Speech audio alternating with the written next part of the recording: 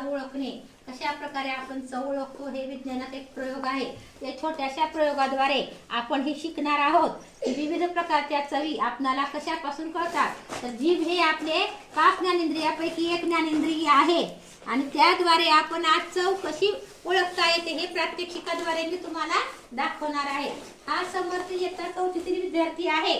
तो आपल्याला सांगेल. आता मी इथे वेगवेगळ्या प्रकारचे पदार्थ आणलेले आहेत, वेगवेगळ्या चवीचे पदार्थ आहेत. तर ती चव तो कशी आहे खाऊन आपल्याला सांगणार आहे. नरेंद्र, तरी आपण सर्वांनी इकडे लक्ष द्यावे. आता प्रथम बघा, आता मी त्याला प्रथम एक पदार्थ खाऊ घालणार आहे. हा समर्थ, काय